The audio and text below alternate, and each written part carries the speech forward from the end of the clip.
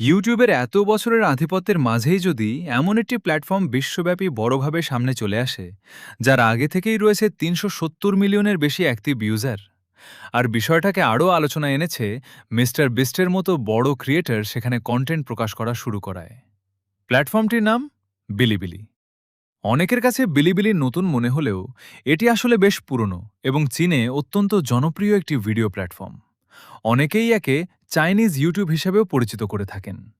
Anime থেকে শুরু করে গেমিং, টেকনোলজি, এআই, এডুকেশন, বিশেষ করে তরুণ প্রজন্মের জনপ্রিয় প্রায় সব ধরনের কন্টেন্টই এখানে ব্যাপকভাবে দেখা যায়। এখন সবচেয়ে গুরুত্বপূর্ণ বিষয় হল বিলিবিলি ধীরে ধীরে চীনের বাইরের ক্রিয়েটরদের জন্য প্ল্যাটফর্মটি উন্মুক্ত করার দিকে এগোচ্ছে। অ্যান্ড্রয়েড অ্যাপ পাওয়া যাচ্ছে, একই সঙ্গে আন্তর্জাতিক দর্শকদের কথা মাথায় রেখে ইংরেজি ওয়েব অভিজ্ঞতাও সম্প্রসারণ করা হচ্ছে।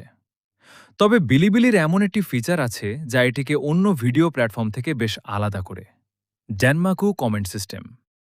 এখানে দর্শকদের মন্তব্য সাধারণ কমেন্ট সেকশনের নিচে জমা হয় না, বরং ভিডিও চলার সময় মন্তব্যগুলো স্ক্রিনের ওপর দিয়ে ভেসে যেতে থাকে। ফলে আপনি শুধু ভিডিওই দেখছেন না, একই মুহূর্তে অন্য দর্শকদের রিয়াকশনও দেখতে পাচ্ছেন।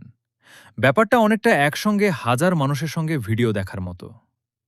ক্রিয়েটরদের জন্য বিলিবিলি এখন বেশ কিছু সুযোগ তৈরি করছে: ইনসেন্টিভ প্রোগ্রাম, ফ্যানদের কাছ থেকে ডোনেশন, লাইভ গিফট এবং স্পন্সরশিপের মতো বিভিন্ন উপায়ে ক্রিয়েটরদের আকৃষ্ট করার চেষ্টা চলছে।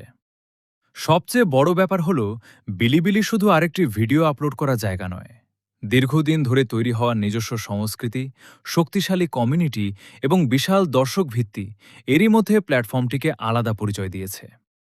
তাহলে এখন আসল প্রশ্ন: বিলিবিলি কি শুধুই আরেকটি ভিডিও প্ল্যাটফর্ম হয়ে থাকবে, নাকি আন্তর্জাতিক বাজারে ইউটিউবের জন্য সত্যিই বড় কোনো প্রতিদ্বন্দ্বী হয়ে উঠতে পারবে?